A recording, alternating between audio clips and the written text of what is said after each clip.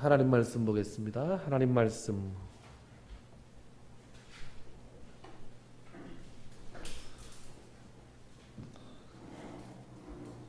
창세기 22장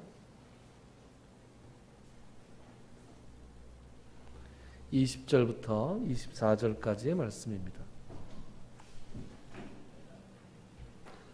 창세기 22장 20절부터 24절까지의 말씀입니다.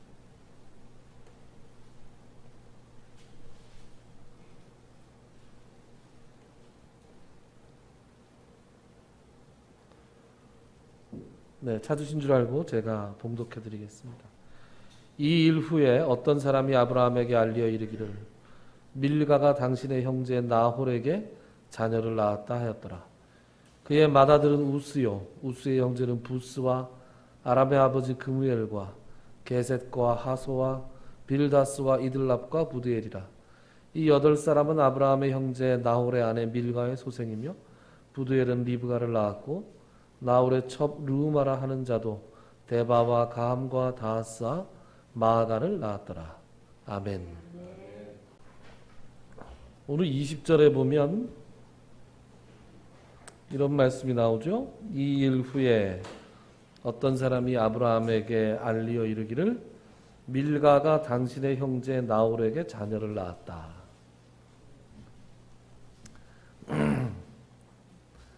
나홀이라는 사람의 이름이 나오죠. 나홀은 누구냐? 나홀은 아브라함의 형제입니다. 창세기 11장에 보면 아브라함의 아버지 데라라는 사람의 족보가 나옵니다. 이름이 되게 어렵잖아요. 오늘 성경 구절이 짧은데도 제가 여러분들하고 번갈아가면서 읽자 말씀을 안 드렸던 게 이 이름을 갖다 읽는 게 굉장히 어렵습니다. 그래서 제가 혼자 읽었던 거고요. 자, 제가 대략적으로 설명을 좀 해드리겠습니다. 저를 보시면 좋겠습니다. 자, 데라라는 사람이 있었는데 아브라함의 아버지였어요. 이 데라라는 분한테는 아들이 셋이 있었습니다. 첫째, 둘째, 셋째는 확실하지 않아요. 어쨌든 순서대로 성경에 나오는 순서대로는 아브라함, 그 다음에 나홀, 그 다음에 하란, 이렇게 세 사람이 있었습니다. 근데 하란이라는 사람은 아버지보다 먼저 죽었어요. 자식을 셋 낳고 죽었는데 그 중에 하나가 롯이에요. 롯이 누군지 아시죠? 롯은 아브라함과 함께 다녔던 조카잖아요. 그 조카 롯의 아버지 하란은 일찍 죽었다. 그리고 또 하나가 밀가라는 여자와 이스가라는 여자 딸이 있었는데 그 중에 밀가라는 딸은 누구랑 결혼했어요? 오늘 보니까 나홀, 밀가가 당신의 형제 나홀에게 자녀를 낳았다. 그러니까 나홀은 자기 형제의 딸하고 결혼을 했죠. 조카 딸하고 결혼을 한 거예요. 이 당시에는 그런 일이 많이 있었습니다. 아브라함의 아내 사레도 실제로는 이복 여동생이죠. 이복 여동생이라 그렇게 됐습니다. 그렇게 데라가 원래 살던 곳은 갈대아 우르였습니다. 아시죠? 거기까지. 갈대아 우르에서 이제 데라가 아마도 하란이라는 아들이 죽고 나서 떠난 것 같아요. 그때 가나안 땅으로 가려고 가다가 중간에 멈춘 곳이 하란이라는 곳이에요. 하란은 사람 이름인데 데라의 아들 이름도 하란이고 우르에서 가나안 땅으로 가다가 중간에 멈춘 곳도 그 도시 이름이 하란이었어요. 헷갈리지 마세요. 하란이었습니다. 하란이라는 지명이 되게 중요한데 우르에서 하란에 가서 데라가 결국은 가나안 땅에 못 가고 거기에서 죽었어요. 그래서 그 데라가 죽은 다음에 하나님께서 아브라함에게 나타나셔서 너는 고향 친척 아비의 집을 떠나 내가 너에게 지시하는 땅으로 가라. 이 12장이 이렇게 된 거예요. 그래서 아브라함이 자기 아내와 롯을 데리고 가나안 땅으로 왔죠. 가나안 땅에 들어와서 제일 먼저 머무른 곳이 세겜이라고 하는 곳인데 이게 이제 얼마나 머냐, 얼마나 먼 거리냐 하면 여러분들 중동 지방 그 아랍 쪽에 그 지도가 머릿속에 잘 안 들어와 계실 텐데 제가 그냥 말로 해보겠습니다.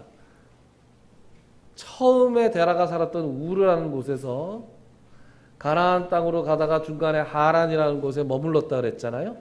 그 하란까지가 대략 직선거리로 길을 따라가면 한 1500km쯤 된대요. 여러분 1500km면 어느 정도 뭐냐? 서울에서 부산까지 직선거리로 300 제가 찾아 그거는 고속도로 길이고요. 네. 직선거리로는 325km래요. 네. 그리고 서울에서 아니지 부산에서 신의주까지가 680km래요. 서울에서 북경까지 비행기로 날아가는 그 거리가 950km래요. 그러니까 다 1000km가 안 되잖아요. 1000km가 안 되는데 우르에서부터 하란까지가 1500km쯤 된다고 하니까 굉장히 먼 거리죠. 예. 중국 한복판쯤 들어가는 그런 거리를 아브라함이 간 거죠. 거기서부터 가나안 땅까지가 한 1000km쯤 된다 그래요. 그러니까 굉장히 멀리 조금 이렇게 돌아오긴 했지만 직선거리가 아니라 이렇게 북쪽으로 갔다가 다시 남쪽으로 내려오긴 했지만 상당히 먼 거리를 간 겁니다. 그래서 오늘 기억해야 될 것은 하란. 근데 이 하란이 성경에 자주 등장해요. 하란은 어디냐? 자, 하란 땅에서 아브라함의 아버지 데라가 죽고 거기서 아브라함이 나왔잖아요. 그러면 하란 땅에 누가 남았죠? 데라하고 삼형제가 출발했는데 하란은 아버지보다 먼저 죽었고 그래서 아브라함하고 나홀 둘이 갔는데 거기서 하란 땅에서 하나님이 명령하셔서 아브라함이 가나안 땅으로 갔으니 거기 지금 누가 남은 거예요? 나홀이 남았죠. 그 나홀의 소식을 지금 전해주는 거예요. 아시겠습니까? 22장에 나오는 얘기는 그 하란 땅에서 남아있던 나홀에게 어떤 일이 있었나? 그 나홀이 누구를 낳았나? 그 얘기입니다. 나중에 야곱하고 에서 얘기가 나오잖아요. 야곱이 에서를 속이고 장자의 명분을 뺏은 다음에 에서가 죽여 살려 그러니까 야곱이 도망갔죠. 누구한테 도망갔습니까? 외삼촌 라반한테 도망갔죠. 그 외삼촌 라반은 어디 살았을까요? 그럼 하란 땅에 살았던 거예요. 아시겠죠? 하란이 제법 중요한 지명입니다. 그런데 여기 오늘 쭉 읽다 보니까 나홀의 족보, 밀가가 낳은 아들 8명, 그리고 첩이 낳은 아들 4명, 이렇게 쭉 나오는데 23절에 보면 반가운 이름이 하나 나옵니다. 23절을 한번 보시죠. 한번 같이 읽어볼까요? 23절 시작. 이 사람은 아브라함의 형제 나홀의 아내 밀가의 소생이며 부두엘은 리브가를 낳았고. 여러분 이 중에서 제일 익숙한 이름이 뭡니까? 성경을 좀 읽으신 분은 아실 텐데 바로 리브가입니다. 리브가가 누굴까요?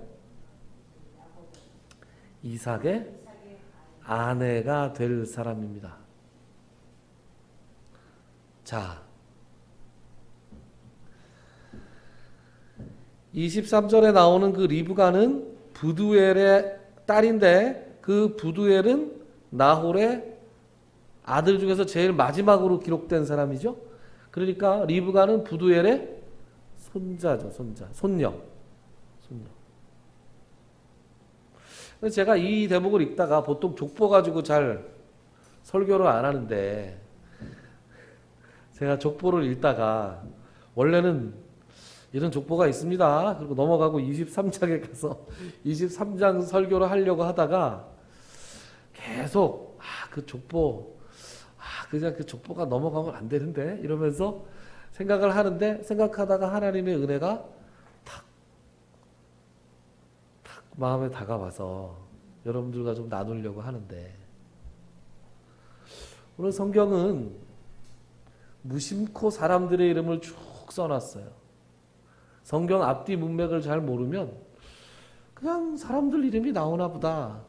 여러분, 우리 어렸을 때 성경을 읽으라, 어른들이 읽으라 그러면 마태복음부터 많이 읽잖아요. 마태복음 읽다 보면 어디서 시험 들어요? 아브라함이 이삭을 낳고 이삭이 야곱을 낳고 그죠? 낳고 해서 시험 들어가지고 이게 뭐야? 그래가지고 성경 읽는 거 포기하고 그런 아이들이 많거든요. 우리가 보면 뭐 낳고 이렇게 이런 것들이 나오면 족보는 그냥 족보인가 보다 하고 휙 넘어갈 때가 많은데, 여러분, 성경의 족보가 그냥 쓰여진 게 아니에요. 나중에 제가 설명할 일이 있을지 모르겠는데 창세기는 족보의 책이다, 이런 신학자들이 그런 얘기를 합니다. 창세기는 총 10개의 족보로 이루어진 책인데 족보를 전후로 해서 중요한 사건들이 막 일어나거든요. 창세기뿐만 아니라 성경 전체가 족보의 책일지 모릅니다. 그러니까 이 족보를 잘 읽으면 하나님의 이 섭리의 역사가 좀 보이는데, 제가 오늘 탁 눈에 띄고 본 것은 바로 리브가라는 이름입니다. 예전에 이 부분을 읽을 때 그냥 지나치고 많이 읽었는데 하나님께서 리브가를 준비하고 계신 거예요. 하나님께서 아브라함과 사라를 통해서 그 몸을 통해서 약속의 자손 이삭을 준비하셨잖아요. 오랜 시간과 훈련을 거쳐서 약속의 자손 이삭을 준비하셨잖아요.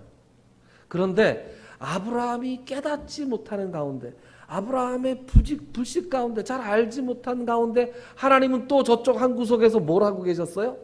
이삭의 배필을 준비하고 계셨어요. 그 이야기가 지금 여기에서 툭 하고 나옵니다. 여러분, 성경이 이래서 재밌어요. 슬그머니 아무것도 아닌 것처럼 그냥 무심코 그냥 적어놓은 것 같은 족보에 나오는 이름을 통해서 우리가 뭘 알 수 있느냐? 우리가 하나님의 일하심을 알 수 있습니다. 하나님의 일하심이 얼마나 치밀한가, 하나님의 얼마나 쉬지 않고 요즘 사람들 말로 열일을 하시는가, 그것을 느끼니까 가슴에 감동이 있었어요. 성경에 이렇게 무심코 무슨 이야기가 쫙 나온 다음에 그 다음에 족보가 싹 나오는 게 있어요. 여러분, 룻기 읽어보셨습니까? 룻기가 어디 나옵니까? 사사기 다음에 나오죠. 그러니까 성경이 어떻게 돼? 순서가 창세기, 출애굽기, 레위기, 민수기, 신명기, 여호수아, 사사기 다음에 사무엘, 상하 이렇게 가는데 그 사이에 룻기라는 성경이 하나 딱 끼어 있는데, 이 룻기는 4장짜리 짧은 성경이에요. 그러니까 오늘 집에 가셔서 한번 가서 한번 읽어보세요. 룻기 4장밖에 안 되고 내용이 재밌습니다. 근데 그 가운데 알아듣지 못할 만한 이야기도 있는데 그거는 오늘 제 얘기를 듣고 나시면 알아듣기가 쉬워져요. 그러니까 한번 들어보세요.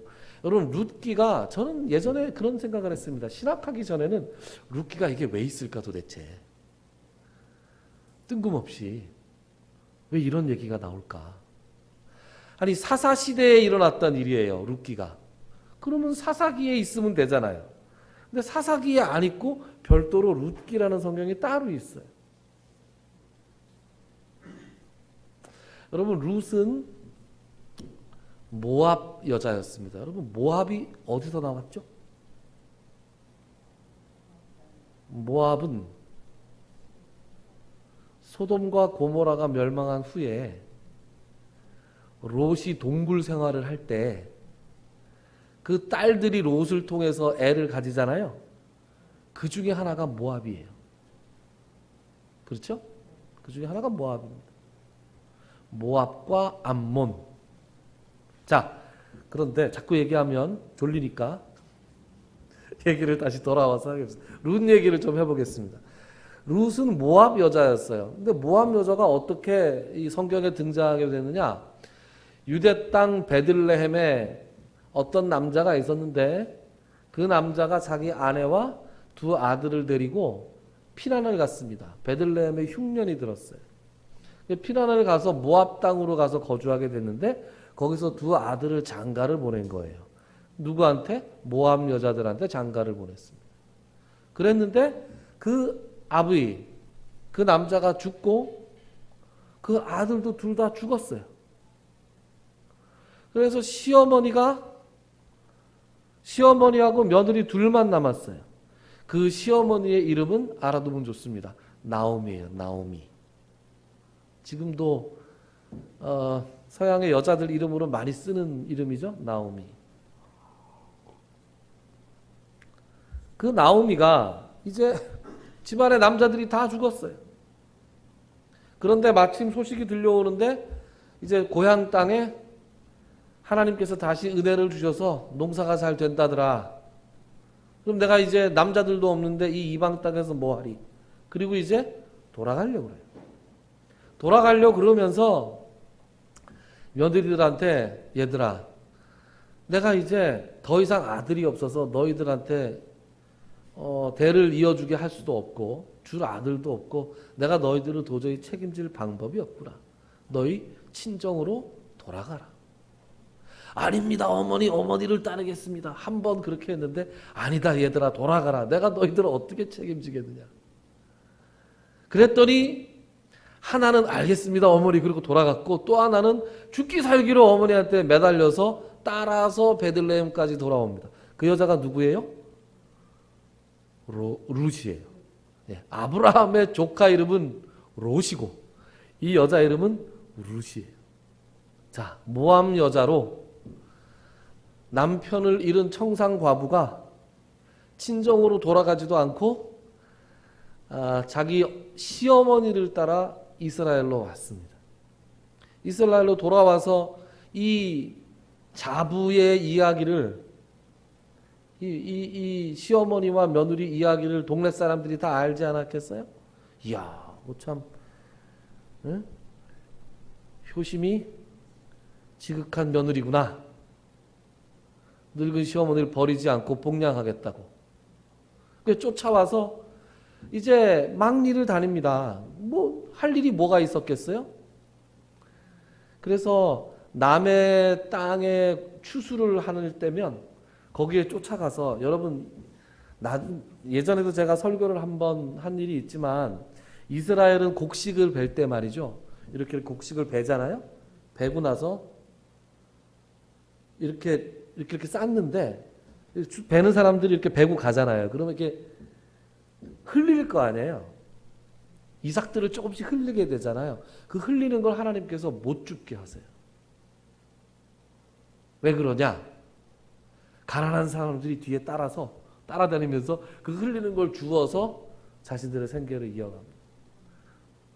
그래서 곡식을 벨 때 떨어진 것들을 줍지 말라 이렇게 명령하세요. 율법에 보면.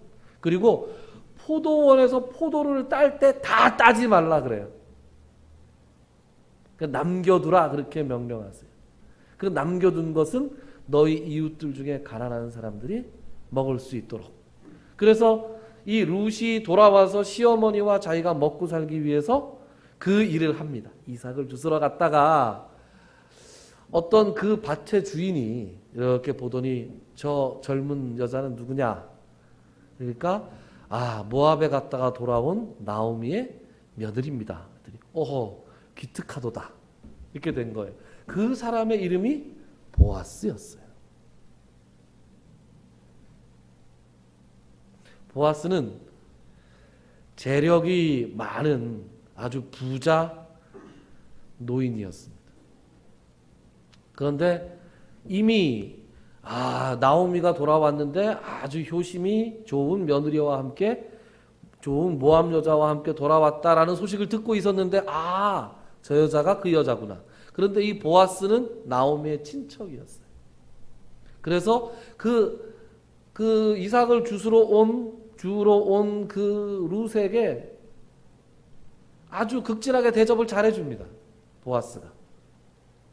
그래가지고 뭘 잔뜩 받아왔어요. 아니 요만큼 주워와야 되는데 며느리가 일 나갔다 왔는데 이만큼 뭘 가지고 온 거예요. 그러니까 나오미가 이상하게 생각해서 야 너 어디서 그렇게 뭘 이렇게 많이 가져왔냐? 그러니까 아유 제가 어디 가서 일하는데 너무 잘해주더라고요. 그래서 누구네 집이냐? 그랬더니 보아스라는 사람 집이던데요. 그러니까 탁 집히는 게 시어머니가 집히는 게 있었어요. 뭐냐? 여러분 이거 좀 어려운 얘기인데요. 어려운 얘기인데 잘 들으십시오. 성경을 읽으려면 이해해야 되는 겁니다. 성경에 보면 기업 물을 자라는 표현이 있습니다. 기업 물을 자. 어렵죠, 말이. 이게 무슨 말이냐? 하나님께서 여호수아서에 보면 가나안 땅을 정복한 다음에 여호수아를 통해서 사람들에게 이 지파별로 또 가족별로 땅을 쫙 나눠 주셨어요. 그리고 그 땅은 서로 팔지 못하게 합니다. 서로 팔지 못해요. 그래서 그 집안이 대대로 물려먹을 땅을 농사를 지어먹을 땅을 하나님께서 딱 지정해 주시고 서로 못 팔게 해요. 혹시 문제가 있어서 팔더라도 희년제도라는 걸 둬가지고 77이 49년이 지나면 다시 돌려줘야 돼요. 그런 제도가 있었어요. 그런데 예를 들어 이제 그 집안에 남자들이 많으면 그 땅을 계속해서 부쳐먹을 수 있는데, 부쳐먹는다? 일궈 먹을 수 있는데, 농사지어서 먹을 수 있는데 그 집안에 남자들이 다 사라져요. 그럴 수가 있잖아요. 전쟁이 나거나 병이 들거나. 오늘 나오미의 집안도 지금 남자들이 다 죽었잖아요. 그러니까 나오미 남편의 땅이 있는 거예요. 그런데 나오미는 그 땅을 받을 수가 없어요. 나오미가 낳은 아들이나 안 되면 딸이라도 받을 수 있는데 아들, 딸이 없었기 때문에 나오미는 이제 남의 땅에서 빌어먹을 수밖에 없는 존재가 된 거예요. 남편의 땅이 있는데. 그래서 이스라엘은 이런 경우에는 어떻게 했느냐? 그 친족 가운데 한 사람이 그 땅을 사서 거기에 있는 여자를 아내로 맞이해서 자식을 낳아서 그 집안에 대를 잇게 했어요. 이런 걸 기업을 물은다 이렇게 얘기합니다. 그러니까 한번 잘 생각해 보세요. 어떤 땅이 났어요. 저 땅이 났는데 저 땅이 임자가 하나도 없어. 대를 이을 만한 여자도 없어. 그러면 사면 나한테 이득이죠. 그렇지 않습니까? 그 땅이 내 땅이 돼요. 그런데 이 땅이 만약에 이런 상황이야. 며느리도 있고 시어머니도 있어. 남자만 없어요. 그럼 그 땅을 사면 어떤 의무가 생기느냐? 땅을 삼과 동시에 거기서 애를 낳을 수 있는 여자를 자기 아내로 맞이해야 돼요. 그런 다음에 아이를 낳고 그 아이는 내 아이가 아니라 그 집안 아이가 되는 거예요. 그리고 그 땅을 그 집안의 이름으로 계속해서 물려가게 해놨어요. 그러니까 이거는 이 기업을 무르는 사람 입장에서는 이득입니까? 손해입니까? 경제적으로 손해가 되죠.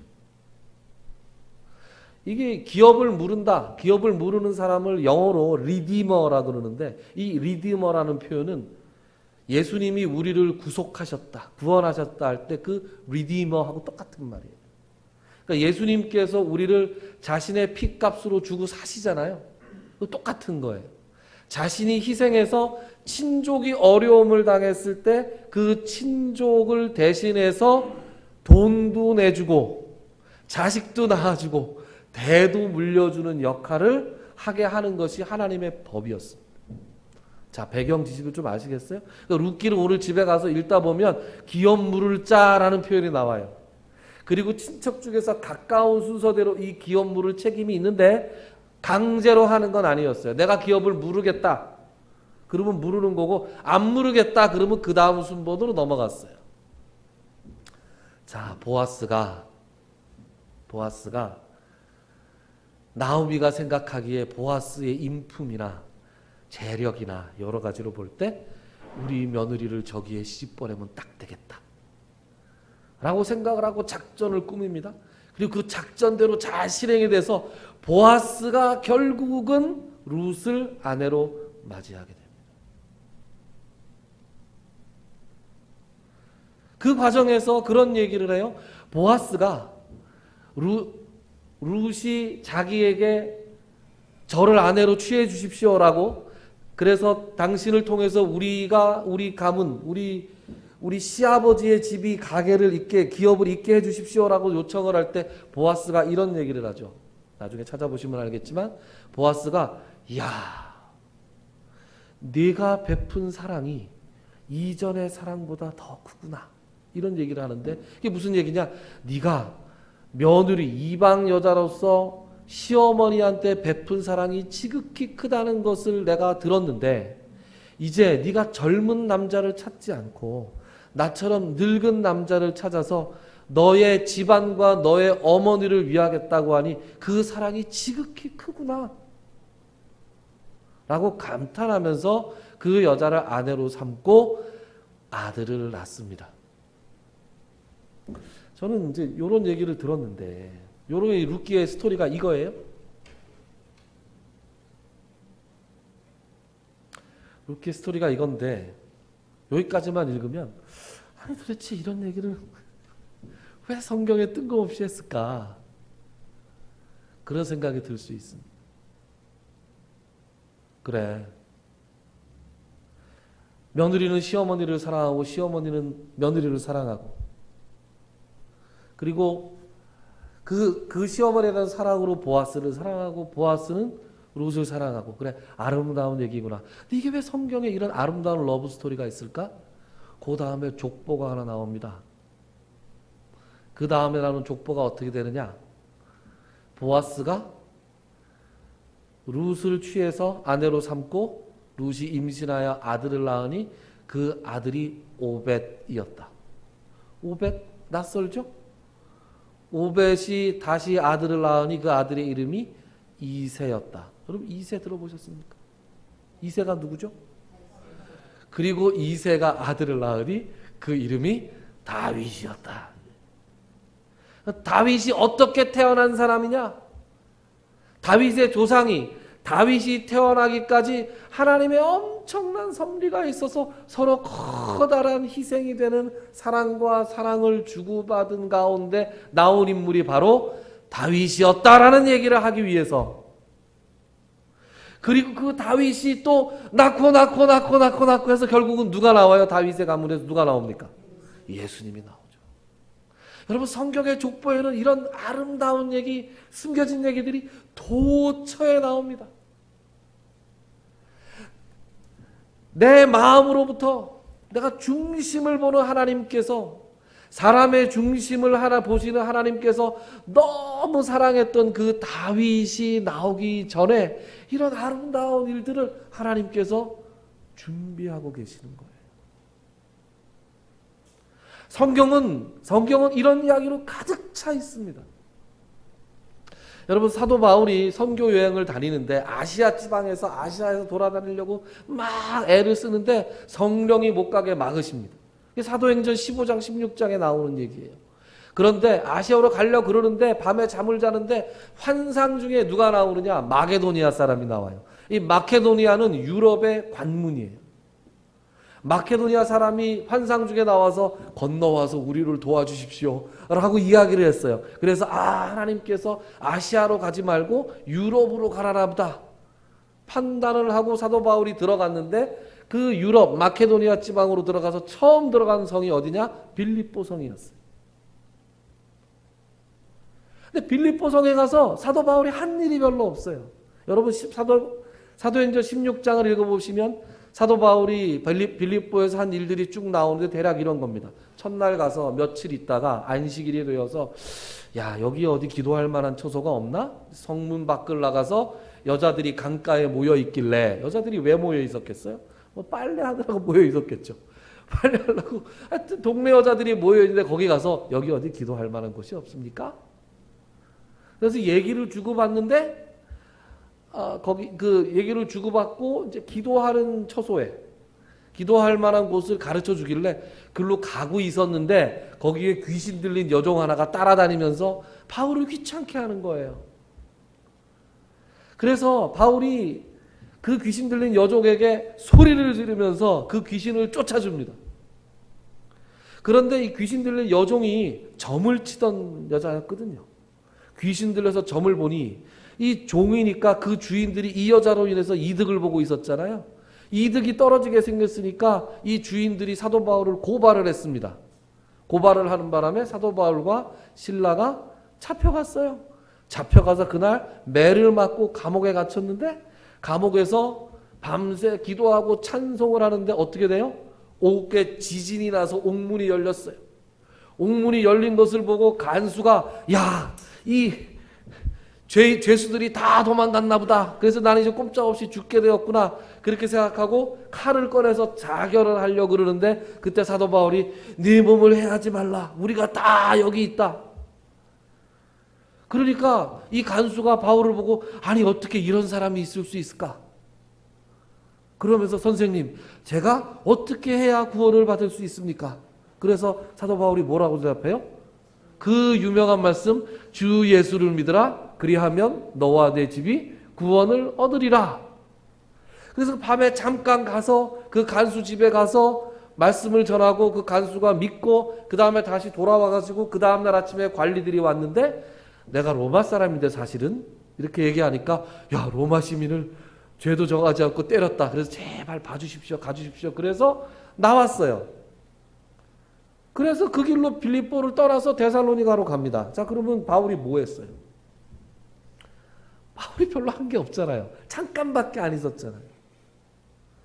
잠깐밖에 안 있지 않았는데 여기서 굉장히 큰 사건이 벌어졌어요. 애초에 제가 싹 빼놓고 한 얘기가 있는데 뭐냐? 안식일에 기도할 만한 곳이 있을까 하여 성문 밖으로 나가서 강가에 여자들이 모여 있었는데 그 여자들하고 이야기를 나누는 과정에서 누구를 만나냐? 루디아라는 여자를 만납니다. 여러분 루디아 아십니까? 루디아를 소개하는데 성경이 루디아를 뭐라고 소개하느냐? 자색 옥감 장사로서 하나님을 섬기는 루디아를 만나게 하셨다. 옛날 성경으로는 자주장사 루디아 이렇게 읽었는데 그죠? 자주장사 루디아. 근데 이게 굉장히 중요한 말이에요.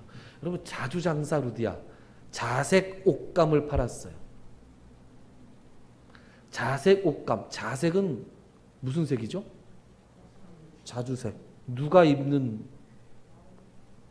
아무나 못 입는 옷이죠. 자주색 옷감의 옷은 왕을 비롯해서 총독이라든가 대단히 높은 신분의 사람들만 입을 수 있는 색깔이었습니다. 비쌌을까요? 쌌을까요? 비쌌겠죠. 그러면 그거 파는 사람은 돈이 많았겠습니까? 많지 않았겠습니까? 돈이 많았다. 그러니까 자색 옷감을 장사 루디아라는 말로 우리나라 말로 하면 좀 과장을 하면 재벌가의 사모님을 만난 거예요. 느낌을 그렇게 가지시면 됩니다. 우연히 강가에 갔는데 그 사람들에게 이렇게 만나게 했는데 거기에서 하필이면 자주 물감 장사하는 자꾸 말 헷갈리네. 자색 옷감 장사하는 자주 장사가 입에 붙어갖고 자색 옷감은 어려워요. 자주 장사 루디아를 만났는데 하필이면 그 여자분이 하나님을 믿는 여자였어요. 유대교 신자였다는 거죠. 그런데 사도행전에 보면 이런 말씀이 나옵니다. 그 이후에 루디아인데 주께서 그 마음을 열어 바울의 말을 따르게 하신지라 이런 말씀이 나옵니다. 잠깐 아무렇지도 않은 것처럼 아까 리브가를 낳았다 하는 것처럼 무심코 슬그머니 한 줄 쓱 지나가요. 그냥 성경에 한 줄 쓱 지나갑니다. 자주장사 루디아가 하나님을 믿는 자인데 그때 그녀의 마음을 열어서 사도 바울의 말을 믿게 했다. 그리고 나서 사도 바울 일행을 강권해서 우리 집에 있으십시오. 그래서 그 집과 루디아와 그 집이 다 세례를 받고 그 다음에 감옥으로 잡혀가고 감옥에서 나온 다음에 루디아한테 인사하고 가요. 그런데 사도 바울이 그 이후로 선교 활동하는 동안 그 선교 활동에 커다란 경제적 후원을 이 루디아가 합니다. 하나님께서 지금 뭘 하시는 거예요? 지금 사도 바울이 선교할 수 있도록 그 재정적인 후원의 기틀을 지금 딱 마련해 주시는 거죠. 성경을 이렇게 쭉 보면 하나님께서 일하시는 것이 신비롭고 치밀하시다니까. 마치 바둑 고수들이 바둑을 두듯이 저 같은 하수들은 그냥 당장 죽고 사는 것밖에 모르는데 고수들은 탁 두는데 야 저걸 왜 뒀을까? 그런 생각하잖아요. 프로 바둑 선수들은 한 수를 딱 놓으면 30수를 한 번에 30수를 읽는다잖아요. 그러니까 고수들이 탁 바둑판을 한참 들여다보고 있으면 이거는 몇 판을 뒀다 지웠다 하는 거죠. 그런 사람을 저처럼 한 치 앞밖에 못 내다보는 사람들이 어떻게 이기겠어요? 하나님이 일하시는 거 보면 이 바둑 고수들이 고수들이 바둑돌 놓는 것 같아요.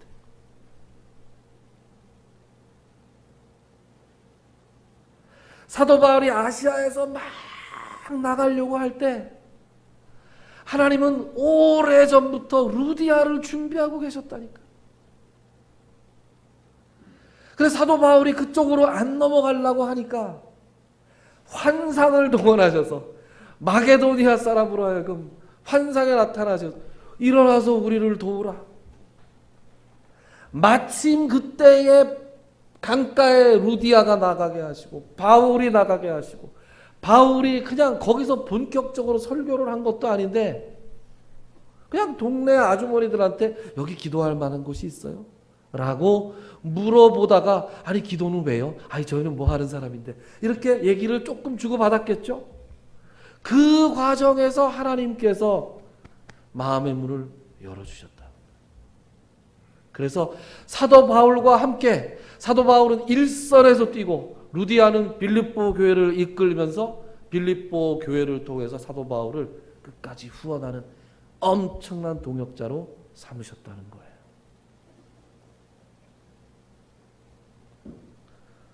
여러분, 하나님이 이렇게 일하시는 분이세요. 그러니까 하나님이 내 개인적인 삶에도 이렇게 간섭하신다니까요. 우리에게 일어난 일들이 우연이 아니에요. 어떻게 이 모든 일들이 우연히 일어날 수 있겠어요?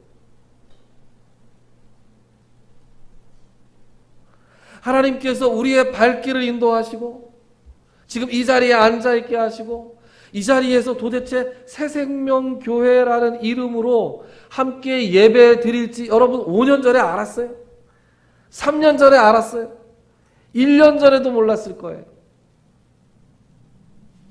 우리 교회뿐만이 아니라 여러분들의 개인적인 삶 하나하나도 다 그렇게 하나님께서 인도하시는 겁니다. 그러니까 염려하지 마시고 무엇을 입을까 무엇을 먹을까 염려하지 마시고 하나님의 나라와 하나님 나라의 의를 먼저 구하는 사람들이 되십시오. 예수님께서 그렇게 말씀하시죠. 참새 두 마리가 한 앗사르원에 팔리지 아니하냐. 그러나 너희 아버지께서 허락까지 아니하시면 그 하나도 땅에 떨어지지 아니하리라. 그러나 너희는 머리털까지 세신 바 되셨으니 너희는 이 참새들보다 더 낫지 아니하냐. 하나님께서 우리 모든 걸 다 알고 계세요.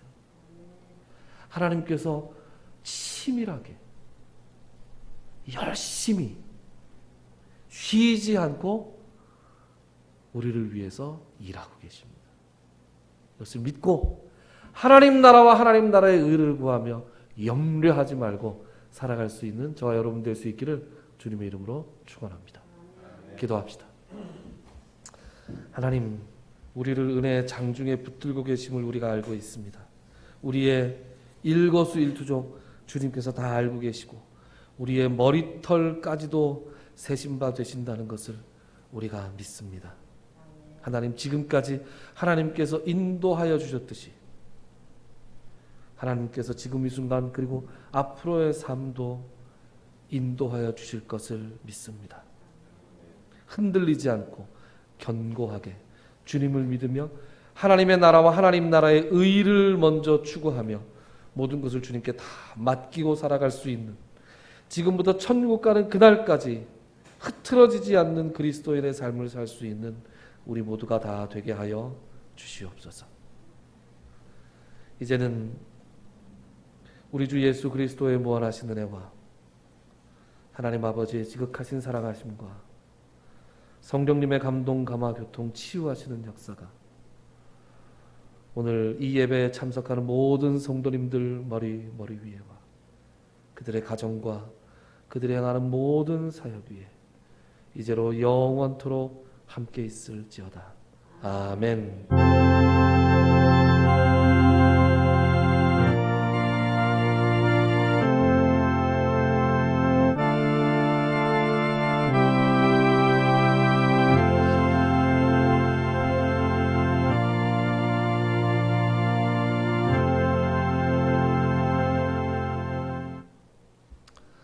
예배 마쳤습니다. 감사합니다.